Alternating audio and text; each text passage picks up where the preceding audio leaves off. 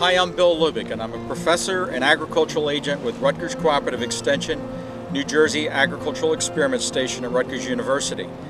And we're out here at the Earth Center in Davidson's Mill Pond Park in South Brunswick, New Jersey. Today we're going to talk a little bit about low tunnels. Through a specialty crop block grant that we've received, we're able to test the use of low tunnels for certain greens and also for new strawberry varieties or genetics that we've developed over the past 10 years. So this is a very important grant in the sense of growers are looking for low-cost alternatives to protect plants, to extend their growing season and their profit margins. Season extension is important for both gardeners and farmers, and one of the most cost-effective ways to deal with season extension is through the use of low tunnels. The point is that we want to try to protect our plants during the evening so that the temperature doesn't fall too low, but the low tunnel provides us with plenty of light. A tunnel like you see here is 50 foot long by about 28 to 30 inches wide, and within that the cost typically runs about $1 per square foot.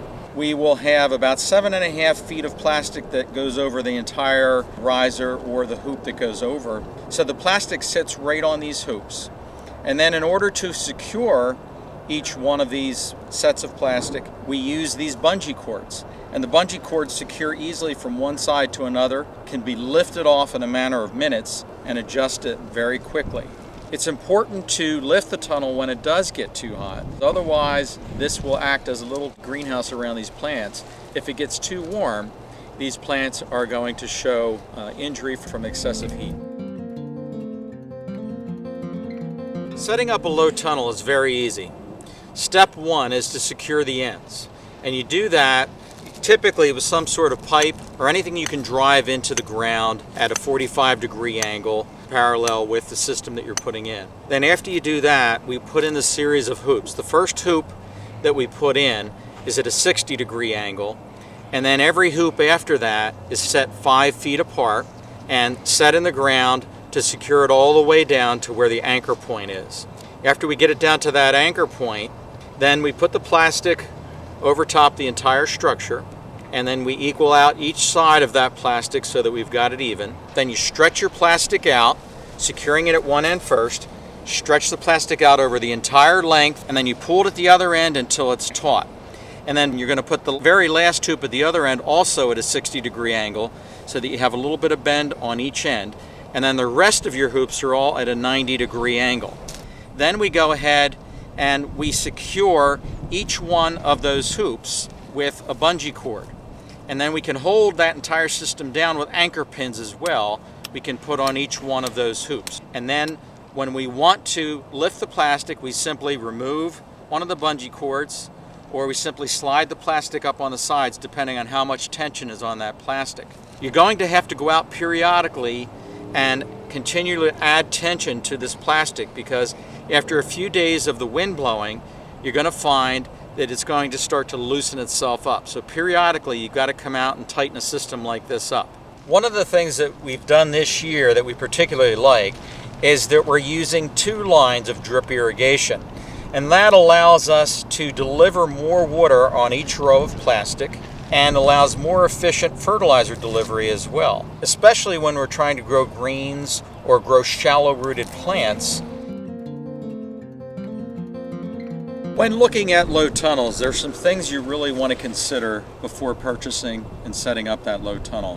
One is you want to look at the type of risers or hoops that you have to support it to make sure that they're heavy enough to withstand the season and the wind. And if the temperature drops low enough, we could put row cover either on top of this, or we could slip row cover underneath to give us a double layer of protection for cold nights with specialty crops. This particular tunnel right here, being 50 feet roughly by almost 3 feet wide, is 50 feet of usable space and actually 60 feet running room so that we can tie in each end of the low tunnel. You're talking about 150 square feet of usable space underneath this particular low tunnel system. We can get tunnels all different sizes to match your needs. Also, you want to look at the plastic itself. This particular plastic here is only 1.5 mil. Typical greenhouse plastic can be 6 mil or thicker than that. So probably something in between those two would work best in terms of securing the heat inside the low tunnel. Remember to keep your local conditions and objectives in mind when selecting the thickness of the plastic. In the spring and summer months, you may want to protect plants from excessive rainfall and moisture, which could enhance disease problems. Thinner plastic and ventilation holes can allow for better air movement and may be appropriate at that time. In the cooler months, retaining heat may be a priority for season extension, so a thicker plastic with no ventilation holes may serve you best.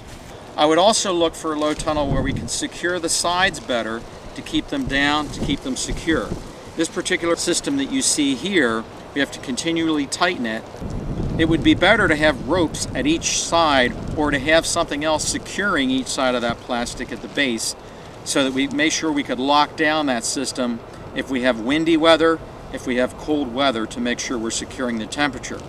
So that's the nice thing about a low tunnel. It's very quick to set up. Within an hour or so, we can set up the tunnel, we can take it down, and in much less time than that, we can adjust the sides to allow air circulation in when we need it.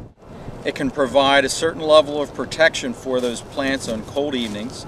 It could also keep excessive rain off of plants if we were getting too much rain, and we can protect the plants from certain insects laying their eggs directly onto the greens that we're trying to grow. So low tunnels can be a viable solution for you when you want to extend the season for growers or gardeners.